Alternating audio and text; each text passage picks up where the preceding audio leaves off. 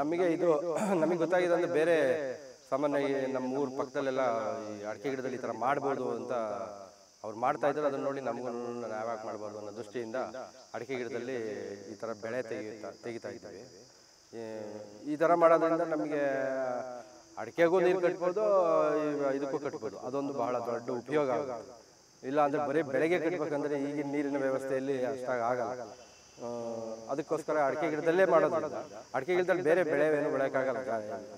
ಇಲ್ಲ ಬಾಳೆ ಹಾಕ್ಬೋದು, ಇಲ್ಲ ಚಿಟ್ಟೆ ಗಿಡ ಹಾಕ್ಬೋದು, ಅಥವಾ ಬೀನ್ಸ್ ಹಾಕ್ಬೋದು, ಈ ಥರ ಹಾಕ್ಬೋದು. ಬೇಸಿಗೆಲ್ಲಂತೂ ಚೆನ್ನಾಗಿ ಬರುತ್ತೆ, ಯಾಕೆಂದರೆ ಜಾಸ್ತಿ ಟೆಂಪ್ರೇಚರ್ ಇರೋದ್ರಿಂದ ಈ ಅಡಿಕೆ ನೆರಳು ಸ್ವಲ್ಪ ಬೀಳೋದ್ರಿಂದ ಭಾಳ ಇಳುವರಿನೂ ಚೆನ್ನಾಗಿ ಬರುತ್ತೆ, ಗಿಡಗಳು ಚೆನ್ನಾಗಿ. ಸುಮಾರು ಅಲ್ಲಿ ನಮ್ಮದು 2 ಎಕರೆ ಜಮೀನಿದೆ. ಅದರಲ್ಲಿ 125 ಶೆಡ್ ಇದೆ ಒಂದು ಐಟಮು. ಇನ್ನೊಂದು ಐಟಮ್ 170, ಒಂದು 60 ಶೆಡ್ ಇದೆ. ಆ ಶೆಡ್ನಲ್ಲಿ ಬೀಳೋ ನೀರನ್ನು ನಾವು ಯಾಕೆ ವೇಸ್ಟ್ ಮಾಡಬೇಕು ಅಂತ ನಾವು ಮೊದಲು ನಮ್ಮದು ಬೋರ್ವೆಲ್ ಇತ್ತು. ಆ ಬೋರ್ವೆಲ್ಲಲ್ಲಿ ನೀರು ಕಡಿಮೆ ಆಗ್ಬಿಟ್ಟಿದ್ರಿಂದ ನಮಗೊಂದು ಐಡಿಯಾ ಬಂತು, ಈ ನೀರೆಲ್ಲ ವೇಸ್ಟ್ ಆಗೋಗ್ತಾ ಇದೆಯಲ್ಲ, ಅದನ್ನ ಯಾಕೆ ನಾವು ಉಪಯೋಗ ಮಾಡಬಾರ್ದು ಅಂತ ಹೇಳ್ಬಿಟ್ಟು ಆ ಶೆಡ್ ಮೇಲೆ ಬಿದ್ದಂಥ ನೀರನ್ನು ನಾವು ಒಂದು 2 ಶೆಡ್ಗಳನ್ನು ಜಾಯಿಂಟ್ ಮಾಡಿ ಅದಕ್ಕೆ ರೇಕ್ ಹಾಕಿ ಅದ್ರ ಮೇಲೆ ಬರೋಂಥ ನೀರನ್ನು ಒಂದು ಸಿಮೆಂಟ್ ರಿಂಗ್ಗಳು ಮಾಡಿ ಆ ರಿಂಗ್ಗಳೊಳಗೆ ಆ ನೀರನ್ನು ಸ್ಟಾಕ್ ಮಾಡಿ ಅದರಿಂದ ಪೈಪ್ ಲೈನ್ ಮಾಡಿ ಕೃಷಿ ಹೊಂಡ ಮಾಡೋಣ ಅಂತ ಹೇಳ್ಬಿಟ್ಟು ಪ್ಲ್ಯಾನ್ ಮಾಡಿವಿ.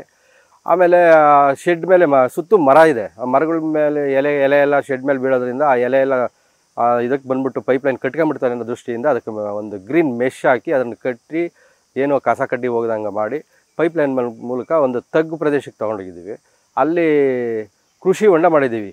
70 ಅಡಿ ಅಗಲ, 70 ಅಡಿ ಉದ್ದ, 10 ಅಡಿ ಆಳದ ಒಂದು ಹೊಂಡ ಮಾಡಿ ಅದಕ್ಕೆ ಪೂರ್ತಿ ಒಂದೇ ಪ್ಲಾಸ್ಟಿಕ್ ಪೇಪರ್, ಅದು ಸ್ವಲ್ಪ ತಿನ್ನೋದು ದಪ್ಪನಾಗಿ ಬರುತ್ತೆ, ಅದು ಅರ್ಜೆಂಟ್ ಅರ್ಧೋಗಲ್ಲ, ಅದು ಅಂಥದ್ದನ್ನು ಮಾಡಿದ್ವಿ. ಇದರಿಂದ ಸರ್ಕಾರದಿಂದ ಅದಕ್ಕೆ ಸಹಾಯಧನ ಕೊಡ್ತಾರೆ. ಸಹಾಯಧನ ಸುಮಾರು 90,000 ರೂಪಾಯಿ ನಮಗೆ ಸಹಾಯಧನ ಕೊಡ್ತಾರೆ. ನಮ್ಮ ಇದರಲ್ಲಿ ನಮಗೇನು ಖರ್ಚಾಗೋದಿಲ್ಲ, ಸುಮಾರು ಒಂದು 10,000 ರೂಪಾಯಿ ನಮಗೆ ಖರ್ಚಾಗ್ಬೋದು, ಅವರೇ ಎಲ್ಲ ಮಾಡಿಕೊಡ್ತಾರೆ. ಅದರಿಂದ ಭಾಳ ಉಪಯೋಗ ಇದೆ. ಮೇಲಾಗಿ ಶೆಡ್ ಮೇಲೆ ಬಿದ್ದ ನೀರನ್ನು ಹೊರಗಡೆ ಹೋಗೋ ಬದಲು ನಾವೇ ಅದನ್ನು ಸ್ಟಾಕ್ ಮಾಡಿ ಅದರಿಂದ ನಾವು ಇಟ್ಟಿಗೆ ಫ್ಯಾಕ್ಟ್ರಿಗೂ ಉಪಯೋಗ ಮಾಡ್ಬೋದು. ಮತ್ತು ನಮ್ಮ ತೋಟ ಇದೆ, ಆ ತೋಟದಲ್ಲಿ ತೆಂಗು, ಅಡಿಕೆ ಎಲ್ಲ ಇದೆ. ಅಡಿಕೆ ಸುಮಾರು ಒಂದು 2 ಎಕರೆಯಲ್ಲಿ ಅಡಿಕೆ ಇದೆ, ಒಂದು 800 ಮರ ಆಗೋಷ್ಟು ಇದೆ. ನಾವು ಅಡಿಕೆಗೆ ನೀರು ಉಪಯೋಗಿಸ್ಬೇಕಲ್ಲ, ಅದಕ್ಕೋಸ್ಕರ ಅದರೊಳಗೆ ಒಂದು ಮಿಶ್ರ ಬೆಳೆಯನ್ನು ಬೆಳೆಯೋಣ ಅನ್ನೋ ದೃಷ್ಟಿಯಿಂದ ಅಡಿಕೆ ಮರದ ಲೈನ್ನಲ್ಲೇ ಟ್ರಿಪ್ಪರ್ ಮಾಡಿ ಹನಿ ನೀರಾವರಿ ಪದ್ಧತಿಯಲ್ಲಿ ಮಾಡಿ, ಹನಿ ನೀರು ಪದ್ಧತಿಯಲ್ಲಿ ಅದರಲ್ಲಿ ಚಿಕ್ಕಟೆ ಗಿಡ ಮತ್ತು ಬದನೆ ಗಿಡ ಮತ್ತು ಬೀನ್ಸು ಅದನ್ನೆಲ್ಲ ಬಿಟ್ಟಿದ್ದೀವಿ. ಯಾಕೆ ಅಂದರೆ ಅಡಿಕೆ ಗಿಡ ಲೈನಕ್ಕೆ ನಮಗೆ ಖರ್ಚು ಕಡಿಮೆ ಗೊತ್ತೈತೆ. ಆ ಮೇಲ್ಗಡೆಗೆ ತಗೊಂಡು ಹಬ್ಬಿಸೋದಕ್ಕೋಸ್ಕರ ನಾವು ಕಡ್ಡಿಗಳು ಉಣ್ಬೇಕು. ಅದ್ರ ಬದಲು ಅಡಿಕೆ ಗಿಡಕ್ಕೆ ಕಂಬಿಗಳನ್ನು ಕಟ್ಟಿ ಅದನ್ನು ಬೆಳೆಸ್ಕೊಬೋದು. ಇನ್ನೊಂದು ಉಪಯೋಗ ಅಂದರೆ ಅಡಿಕೆ ಗಿಡ ಲೈನಲ್ಲಿ ನಾವು ಟ್ರಿಪ್ಪರ್ ಮಾಡಿರೋದ್ರಿಂದ ಅಡಿಕೆಗೆ ನೀರು ಹಾಯಿಸಿದ್ರೆ ಸಾಕು, ಅದು ಬೆಳೆಗೆ ನೀರು ಹಾಯಿಸಿದ್ರೆ ಸಾಕು, ಅಡಿಕೆಗೂ ಆಗುತ್ತೆ. ಅದರಿಂದ ಒಳ್ಳೆ ಉಪಯೋಗ ಆಗುತ್ತೆ, ನೀರನ್ನು ಸದ್ಬಳಕೆನೂ ಆಗುತ್ತೆ, ಜಾಸ್ತಿ ಖರ್ಚು ಆಗಲ್ಲ. ಈ ಒಂದು ಇದರಿಂದ ಉಪಯೋಗ ಪಡೆಯೋದಕ್ಕೋಸ್ಕರ ನಾವು ಅಡಿಕೆ ಗಿಡದಲ್ಲಿ ಚಿಕ್ಕಟೆ ಗಿಡ ಮತ್ತು ಟೊಮೊಟೊ ಇದನ್ನೆಲ್ಲ ಬೆಳೀತಾ ಇದ್ದೀವಿ. ನಾವು ಇವಾಗ ಅಡಿಕೆಯನ್ನು ಸುಮಾರು 20 ವರ್ಷ ಆಗಿದೆ ನಾವು ಅಡಿಕೆ ಉಣಿ. ಈಗ ಉಣಿದ ಸುಮಾರು 5 ರಿಂದ 6-7 ವರ್ಷದೊಳಗೆ ಅದು ಫಸಲು ಬರ್ತೈತೆ. ಇದು ಸುಮಾರು ನಮಗೆ 20 ವರ್ಷ ಆಗಿದ್ದರಿಂದ ಎತ್ತರವಾಗಿ ಬೆಳೆದಿದೆ ಮರಗಳು. ನಾವು ಒಂದು ಗಿಡದಿಂದ ಒಂದು ಗಿಡಕ್ಕೆ ಸುಮಾರು 8 ಅಡಿ 9 ಅಡಿ ದೂರ ಇದೆ. ಯಾಕೆ ಅಂದರೆ ನಾವು ಮೊದಲ ಕಾಲದಲ್ಲಿ ಕೂಲಿಯವರೆಲ್ಲ ಸಿಗೋರು ಜನ ಅದನ್ನು ಅಗಿಯೋಕೆ ಇದು ಮಾಡೋದಕ್ಕೆ, ಇವಾಗ ಸಿಗಲ್ಲ. ಅದಕ್ಕೋಸ್ಕರ ಈ ಒಳಗಡೆನೇ ಉಳುಮೆ ಮಾಡೋದಕ್ಕೆ ಟ್ರ್ಯಾಕ್ಟ್ರ್ ಇವಾಗ ಉಳುಮೆ ಮಾಡೋದಕ್ಕೋಸ್ಕರವಾಗಿ ನಾವು 9 ಅಡಿ ಗಿಡದಿಂದ ಗಿಡಕ್ಕೆ 9 ಅಡಿ ಮಾಡಿದ್ದೀವಿ. ಮೇಲಾಗಿ ಟ್ರ್ಯಾಕ್ಟ್ರ್ನಲ್ಲೇ ಆ ಉಳುಮೆ ಎಲ್ಲ ಮಾಡ್ತೀವಿ. ಅದರಿಂದ ನಮಗೆ ಅಗಿಯೋದು ಮತ್ತು ಖರ್ಚು ಕಡಿಮೆ ಆಗುತ್ತೆ. ಆಮೇಲೆ ಈಗ ಅಡಿಕೆ ಗಿಡದಲ್ಲಿ ನಾವು ಈ ಲೇಬರ್ ಪ್ರಾಬ್ಲಮ್ ಇರೋದ್ರಿಂದ ಅಡಿಕೆ ಗಿಡ ಮಾಡಿದರೆ ವರ್ಷಕ್ಕೊಂದ್ಸರಿ ಅದು ಫಸಲು ಬರುತ್ತೆ. ನಾವು ಅದಕ್ಕೆ ಹೆಚ್ಚಿನ ಇದು ಮಾಡೋಂಗಿಲ್ಲ. ಇವಾಗ ಅದರಲ್ಲಿ ನಾವು ಬೆಳೆ ಬೆಳೀತಾ ಇರೋದ್ರಿಂದ ಅದಕ್ಕೆ ಹಾಕೋಂಥ ನೀರು, ಅದಕ್ಕೆ ಹಾಕೋಂಥ ಗೊಬ್ಬರ, ಅದಕ್ಕೆ ಹಾಕೋಂಥ ಮೆನ್ಯೂರು ಎಲ್ಲ ಅದೇ ಆದ್ರೂ ಅಡಿಕೆ ಗಿಡಕ್ಕೆ ಸಾಕಾಗುತ್ತೆ. ನಾವು ಎಕ್ಸ್ಟ್ರಾ ಏನು ಅದನ್ನು ಅಡಿಕೆ ಗಿಡಕ್ಕೇನು ಬೇರೆ ಇದು ಮಾಡೋಂಗಿಲ್ಲ. ಯಾಕೆಂದರೆ ನಾವು ಅದರಲ್ಲಿ ಕಳೆ ಕೀಳ್ತೀವಿ, ಔಷಧಿ ಹೊಡಿತೀವಿ, ಮತ್ತು ಮೆನ್ಯೂರ್ ಹಾಕ್ತೀವಿ, ಆಮೇಲೆ ಗೊಬ್ಬರ ಹಾಕ್ತೀವಿ, ಆಮೇಲೆ ಈ ಕ್ರಿಮಿನಾಶಕ ಔಷಧಿಗಳು ಅದೆಲ್ಲ ಮಾಡ್ತೀವಿ. ಅದರಿಂದ ನಮಗೆ ಅಡಿಕೆ ಗಿಡಕ್ಕೆ ಏನು ಖರ್ಚು ಬರೋಲ್ಲ, ನಮಗೆ ಬೆಳೆನೂ ಬರ್ತಾ ಇರ್ತದೆ. ಇದರಿಂದ ಬಹಳ ಉಪಯೋಗ ಆಗುತ್ತೆ. ಸುಮಾರು ನಮಗಿವಾಗ 800 ಗಿಡಕ್ಕೆ ಅಂದರೆ ಚೆನ್ನಾಗಿ ಫಸಲು ಬಂತು ಅಂದರೆ ಒಂದು ವರ್ಷಕ್ಕೆ 4 ಲಕ್ಷ ರೂಪಾಯಿಯಿಂದ 5 ಲಕ್ಷ ರೂಪಾಯಿ ಬೆಳೆ ಆಗುತ್ತೆ. ಅದರಿಂದ ನಮಗೆ ಉಪಯೋಗ ಆಗುತ್ತೆ. ಈ ಕೃಷಿ ಹೊಂಡ ಯಾಕೆ ಮಾಡಿಕೊಂಡ್ವಿ, ಕೃಷಿ ಹೊಂಡ ಏನು ಅಂದರೆ ನಮ್ಮ ಥರನೇ ಯಾರು ಅನುಕೂಲ ಇರೋಂಥವ್ರೆಲ್ಲರೂ ಸಹ ಹೆಂಚಿನ ಮೇಲೆ ಬಿದ್ದಂಥ ನೀರನ್ನು, ಯಾಕೆಂದರೆ ಬೇರೆ ಕಡೆ ಭೂಮಿ ಮೇಲೆ ಬೀಳ್ಬೇಕಂದ್ರೆ ಜೋರಾಗಿ ಮಳೆ ಬರಬೇಕು, ಹರಿಬೇಕು ನೀರು. ಇದರಲ್ಲಿ ಹಂಗಲ್ಲ, ಸಾಧಾರಣವಾದ ಮಳೆ ಬಿದ್ದರೂ ಸಾಕು, ಹೆಂಚಿನ ಮೇಲೆ ನೀರು ಬೀಳುತ್ತೆ, ಅದು ಪೈಪ್ಲೈನ್ ಮಾಡಿ ತೊಗೊಂಡೋಗಿ ಒಂದು ಕಡೆ ಬಿಟ್ಕೊಂಡ್ರೆ ಕೃಷಿ ಹೊಂಡಕ್ಕೆ ನೀರು ತುಂಬಿಕೊಳ್ಳುತ್ತೆ. ಈಗ ಮಳೆಗಾಲನೂ ಜಾಸ್ತಿ ಇರಲ್ಲ, ಈ ಹಿಂದಿನ ಕಾಲದ ಥರ ಇವಾಗ ಮಳೆನೂ ಜಾಸ್ತಿ ಬರಲ್ಲ, ಕೆರೆಗಳಿಗೆ ನೀರು ಬರಲ್ಲ, ಮೇಲಾಗಿ ಬೋರ್ವೆಲ್ಗಳಲ್ಲಿ ಅಂತರ್ಜಲ ಒಳಗಡೆ ಹೋಗಿದೆ. ಆದ್ದರಿಂದ ಈ ಥರ ಅನುಕೂಲ ಇರೋಂಥವರೆಲ್ಲ ಭಾಳ ಒಂದು ಕೃಷಿ ಹೊಂಡ ಅದನ್ನು ಮಾಡಿಕೊಂಡಿದ್ದರಿಂದ ನಾವು ನೀರಿನ ಅಭಾವವನ್ನು ತಪ್ಪಿಸ್ಬೋದು, ತೋಟಗಾರಿಕೆ ಮಾಡ್ಬೋದು. ಮೇಲಾಗಿ ಇಟ್ಟಿಗೆ ಶೆಡ್ಗೂ ಬೇಕಾದ್ರೂ ಉಪಯೋಗಿಸ್ಕೊಬೋದು. ಸುಮಾರು ಒಂದು 2-3 ತಿಂಗಳು ನಮಗೆ ಅಗತ್ಯವಾಗಿ ಬೇಸಿಗೆಯಲ್ಲಿ ಒಂದು 2-3 ತಿಂಗಳು ನಾವು ಇದನ್ನು ಬೆಳೆಗಳಿಗೆ ಕಾಪಾಡಿಬಿಟ್ರೆ ಆಮೇಲೆ ಮಳೆಗಾಲ ಸ್ಟಾರ್ಟ್ ಆದಮೇಲೆ ಅಷ್ಟೊಂದು ನಮಗೆ ಏನು ಇದಾಗಲ್ಲ, ನೀರಿನ ಸಮಸ್ಯೆ ಏನು ಬರೋಲ್ಲ. ಆದ್ದರಿಂದ ಇದು ಮಾಡೋದ್ರಿಂದ ಭಾಳ ಒಳ್ಳೆಯದು. ಆದ್ದರಿಂದ ಯಾರು ಅನುಕೂಲ ಇದೆ ಅದನ್ನೆಲ್ಲ ಕಡ್ಡಾಯವಾಗಿ ಮಾಡಿದರೆ ಭಾಳ ಅನುಕೂಲ ಆಗುತ್ತೆ. ಅಡಿಕೆ ಗಿಡ ಸುಮಾರು ನಾವು 15 ವರ್ಷದಿಂದನೇ 15-20 ವರ್ಷ ಆಗಿದೆ ಅಡಿಕೆ ಗಿಡ ಉಣಿ. ನಮಗೆ ಈಗ ಒಂದು 10 ವರ್ಷದಿಂದ ನಾವು ಬೆಳೆ ಬಂದಿದೆ.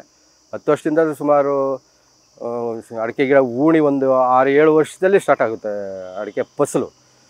ಬತ್ತ ದೊಡ್ಡ ಮರ ಆದಮೇಲೆ ಚೆನ್ನಾಗಿ ಫಸಲು ಬರ್ತೈತೆ. ಒಂದು ವರ್ಷಕ್ಕೆ ಏನಿಲ್ಲ ಅಂದರೆ ಒಂದು 4 ಲಕ್ಷದಿಂದ 5 ಲಕ್ಷ ರೂಪಾಯಿ ಸಂಪಾದನೆ ಮಾಡ್ಬೋದು. ಮೇಲಾಗಿ ಅಡಿಕೆ ಗಿಡದ ಒಳಗಡೆ ಹಾಕಿರೋಂಥ ಈ ಚಿಗಟೆಕಾಯಿ ಮತ್ತು ಇದಕ್ಕೆ ಖರ್ಚು ಕಡಿಮೆ ಆಗುತ್ತೆ ನಮಗೆ. ಯಾಕೆಂದರೆ ದಾರ ಒಂದು ಬಿಟ್ಟರೆ, ಕಂಬಿ ಒಂದು ಬಿಟ್ಟರೆ ಇನ್ನು ಕಡ್ಡಿ ಉಣೋದು ಅದೆಲ್ಲ ಉಳಿತಾಯ ಆಗುತ್ತೆ. ಅದರಿಂದ ಸಾಮಾನ್ಯವಾಗಿ ಈಗ ಚಿಗಟೆ ಗಿಡ ಹಾಕಿ ಒಂದು 4 ತಿಂಗಳಾಗಿದೆ. ಫಸಲು ಇವಾಗ ಸ್ವಲ್ಪ ಸ್ಟಾರ್ಟ್ ಆಗಿದೆ. ಇನ್ನು ಮುಂದೆ ಸುಮಾರು 1 ವರ್ಷದ ತನಕ ಅದು ಕುಯ್ತೈತೆ. ಇವಾಗ 4 ತಿಂಗಳಾಗೈತೆ. ಇನ್ನೂ ಒಂದು 7-8 ತಿಂಗಳು ಅದು ಫಸಲು ಬರ್ತಾ ಇರ್ತೈತೆ. ಮಾರ್ಕೆಟ್ನಲ್ಲಿ ಇವಾಗ ಜಾಸ್ತಿ ತರಕಾರಿ ಬಹಳವಾಗಿ ಈ ವರ್ಷ ಸಾಮಾನ್ಯವಾಗಿ ಬೆಲೆನೇ ಇಲ್ಲ. ಆದ್ದರಿಂದ ಏನೋ ಇವಾಗ ನಾವು ಬೇರೆ ಬೆಳೆ ಬೆಳೆಯೋದಕ್ಕಿಂತ ಇದನ್ನು ಹಾಕ್ಕೊಂಡ್ರೆ ಅಡಿಕೆ ಗಿಡದಲ್ಲಿ ಹಾಕಿ ಅಡಿಕೆ ಫಸಲಿಗೂ ನೀರು ಕಟ್ಟಂಗಿಲ್ಲ, ಈ ಬೆಳೆಗೂ ಒಂದೇ ಇದರಿಂದ ನೀರು ಕಟ್ಬೋದು. ಅದಕ್ಕೋಸ್ಕರ ಭಾಳ ಉಪಯೋಗ ಇದೆ. ಆಮೇಲೆ ಕಾಂಪೌಂಡ್ ಸುತ್ತಲೂ ಬೇವು, ಆಮೇಲೆ ತ್ಯಾಗದ ಮರ, ಬೇವಿನ ಮರ, ಆಮೇಲೆ ಹೆಬ್ಬೇವು, ಆಮೇಲೆ ಅರ್ಕ್ಲಿ ಫಾರಮ್ಮು, ಇಂಥ ಇದೆಲ್ಲ ಹಾಕ್ಕೊಂಡ್ರೆ ಸುಮಾರು ಅದೊಂದು 10-20 ವರ್ಷಕ್ಕೆ ಒಳ್ಳೆ ಇದು ಬರುತ್ತೆ, ವುಡ್ ಸಿಗುತ್ತೆ ನಿಮಗೆ ಮನೆ ಇದಕ್ಕೆ. ಅದಕ್ಕೋಸ್ಕರ ಭಾಳ ಈ ಥರ ಮಾಡೋದ್ರಿಂದ ಭಾಳ ಅದಕ್ಕೂ ಟ್ರಿಪ್ಪರ್ ಮಾಡಿಬಿಟ್ಟಿದ್ದೀವಿ. ಇವಾಗ ಪ್ರತಿಯೊಂದು ಗಿಡಕ್ಕೂ ಟ್ರಿಪ್ಪರ್ ಇದೆ. ಆದ್ದರಿಂದ ಇವಾಗ ನಾವು ಕೃಷಿ ಹೊಂಡದಿಂದ ನೀರನ್ನು ಆ ಟ್ರಿಪ್ಪರ್ ಮೂಲಕ ಹಾಯಿಸಿದ್ರೆ ನಾವೇನು ಆಳುಗಳಿಗೆ ಕಟ್ಟಂಗಿಲ್ಲ, ಏನಿಲ್ಲ. ಸ್ಟಾರ್ಟ್ ಮಾಡಿದ್ರೆ ಸಾಕು, ಮೋಟ್ರ್ ಸ್ಟಾರ್ಟ್ ಮಾಡಿದರೆ ಚಾಲು ಆಗ್ತದೆ, ಎಲ್ಲ ಗಿಡಗಳಿಗೂ ಹರ್ಕೊತವೆ. ಈ ರೀತಿ ಅಡಿಕೆ ಗಿಡದಲ್ಲಿ ಈ ಥರ ಇದೆ.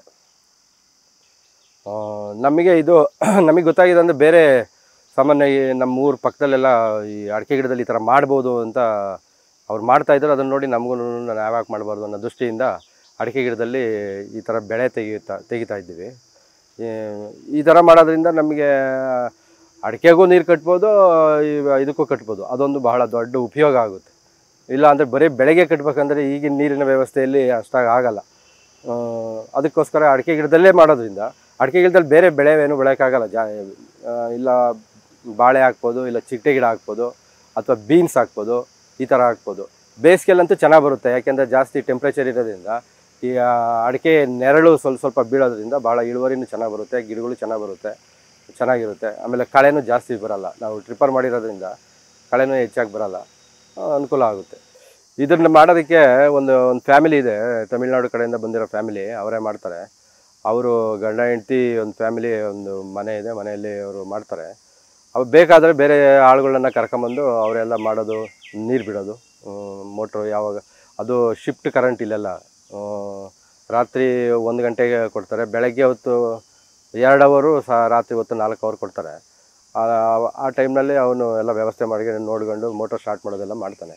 ಅವನಿಗೂ ಬೇಕಾದರೆ ಬೇರೆ ಆಳುಗಳನ್ನ ಕರ್ಕೊಂಬಂದಿದ್ದನ್ನೆಲ್ಲ ಮಾಡಿಸ್ತಾನೆ, ಕಳೆ ಕೀಳೋದಕ್ಕೆ ಮತ್ತು ಬೇರೆ ಏನೇ ಕೆಲಸ ಇದ್ರೂ ಅವನು ಬೇರೆ ಆಳುಗಳ ಹತ್ರ ಇಟ್ಕೊಂಡು ಮಾಡಿಸ್ತಾನೆ.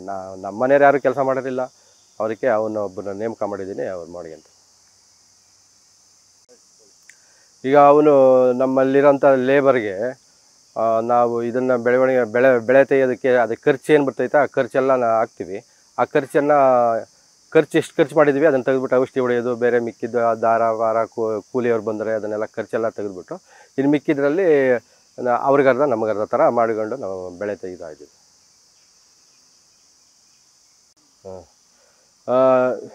ಇವಾಗ ರೈತರಿಗೆ ಈ ಥರ ಅವಕಾಶ ಅಂತ ರೈತರಿಗೆ ನನ್ನ ಕಡೆಯಿಂದ ಏನು ಸಜೆಷನ್ ಅಂದರೆ, ಇಟ್ಕೆ ಶೆಡ್ ಆಗಲಿ ಅಥವಾ ಪಾಲಿ ಹೌಸ್ಗಳಾಗಲಿ ಅಥವಾ ದೊಡ್ಡ ದೊಡ್ಡ ಶೆಡ್ಗಳು ಮಾಡಿರೋಂಥ ಇರೋರು ಒಂದು ಕೃಷಿ ಹೊಂಡ ಮಾಡಿ ಅದರಲ್ಲಿ ಬೀಳೋಂಥ ನೀರನ್ನು ಶೇಖರಣೆ ಮಾಡಿ ಅದರಿಂದ ವ್ಯವಸಾಯಕ್ಕೆ ಉಪಯೋಗ ಮಾಡಿಕೊಳ್ಳೋದ್ರಿಂದ ನಾವು ಈಗ ಹೋಗಿರೋ ಅಂತರ್ಜಲ ತಳಕ್ಕೆ ಹೋಗಿರೋದ್ರಿಂದ ನಾವು ಬೆಳೆಯನ್ನು ಬೆಳ್ಕೊಬೋದು. ಸಾಮಾನ್ಯವಾಗಿ ಈ ರೀತಿ ಒಂದು 70 ಅಡಿ 21 ಮೀಟ್ರ್ ಬರುತ್ತೆ. 21 ಮೀಟ್ರ್ ಒಂದು 10 ಅಡಿ ಆಳಾದ ಒಂದು ಇದು ಮಾಡಿ ಅದು ತುಂಬಿರಿ, ಮಳೆಗಾಲದಲ್ಲಿ ತುಂಬಿಟ್ರೆ ಸಾಮಾನ್ಯವಾಗಿ ಡಿಸೆಂಬರ್ನಲ್ಲಿ ತನಕ ಮಳೆ ಬೀಳ್ತಾನೆ ಇರ್ತದೆ. ಡಿಸೆಂಬರಿಗೆ ತುಂಬಿದ್ರೆ ನಾವು ಜನವರಿ, ಫೆಬ್ರವರಿ, ಮಾರ್ಚ್, ಏಪ್ರಿಲ್ವರೆಗೂ ಅದನ್ನು ಉಪಯೋಗ ಮಾಡಿಕೊಂಡ್ರೆ ಆಮೇಲೆ ಮಳೆ ಬಂದುಬಿಡ್ತದೆ. ಮಳೆ ಬಂದಾಗ ಸಾಗುತ್ತೆ. ನೀವು ಅನುಕೂಲ ಇಲ್ಲ ಇರೋವಂಥ ಎಲ್ಲ ರೈತರು ಸಹ ಇಂಥದ್ದೊಂದು ಮಾಡಿಕೊಂಡ್ರೆ ಸಾಮಾನ್ಯವಾಗಿ ಎಲ್ಲರಿಗೂ ಉಪಯೋಗ ಆಗುತ್ತೆ. ಯಾಕೆಂದರೆ ಹೆಂಚಿನ ಮೇಲೆ ಬಿದ್ದಿದ್ದ ನೀರೆಲ್ಲ ವೇಸ್ಟಾಗಿ ಬೇರೆ ಹಳ್ಳಕ್ಕೆ ಹೋಗಿ ಎಲ್ಲ ಹಾಳಾಗುತ್ತೆ. ಅದ್ರ ಬದಲು ನಾವು ಶೇಖರಣೆ ಮಾಡೋದ್ರಿಂದ ಅನುಕೂಲ ಆಗುತ್ತೆ. ಆಮೇಲೆ ಈ ಅಡಿಕೆ ಗಿಡದಲ್ಲಿ ಪರ್ಯಾಯವಾಗಿ ಬೆಳೆ ಬೆಳೆಯೋದ್ರಿಂದ ಅಡಿಕೆ ಗಿಡಕ್ಕೂ ನೀರು ಕಟ್ಟಂಗೆ ಆಗುತ್ತೆ ಮತ್ತು ಬೆಳೆಗೂ ನೀರು ಬಿಟ್ಟಾಗುತ್ತೆ. ಒಂದೇ ಅದಕ್ಕೆ ಬೇರೆ ಕಟ್ಟಂಗಿಲ್ಲ, ಇದಕ್ಕೆ ಬೇರೆ ಕಟ್ಟಂಗಿಲ್ಲ. ಒಂದೇ ಇದರಲ್ಲಿ 2 ಬೆಳೆನೂ ಬೆಳಿಬೋದು. ಅಡಿಕೆನೂ ಬೆಳ್ಕೊಬೋದು, ಮಧ್ಯದಲ್ಲಿ ಬೆಳೆನೂ ಬೆಳಿಬೋದು. ಆದ್ದರಿಂದ ಕೃಷಿಕರು ಮತ್ತು ಈ ಅಡಿಕೆ ಗಿಡ ಇರೋವಂಥವ್ರು ಈ ರೀತಿ ಮಧ್ಯ ಬೆಳೆ ಇಡೋದ್ರಿಂದ ಒಂದು ಉಪಯೋಗ ಆಗುತ್ತೆ ನಮಗೆ. ಬೇರೆ ಇವಾಗ ಅಡಿಕೆ ವರ್ಷಕ್ಕೊಂದು ಬೆಳೆ ಅದು. ಇದು ನಾವು ಬೆಳೆ ಬೆಳ್ಕೊಂಡ್ರೆ ನಮಗೆ ಖರ್ಚಿಗೆ, ವ್ಯವಸಾಯಕ್ಕೆ ಬೇರೆ ಖರ್ಚುಗಳಿಗೆ ಮತ್ತು ಸಂಸಾರ ಖರ್ಚುಗಳಿಗೆ ಅದು ಹೆಲ್ಪ್ ಆಗುತ್ತೆ. ಅಡಿಕೆ ಗಿಡ ಇರೋವಂಥವ್ರು ಈ ಥರ ಮಾಡೋದ್ರಿಂದ ಭಾಳ ಉಪಯೋಗ.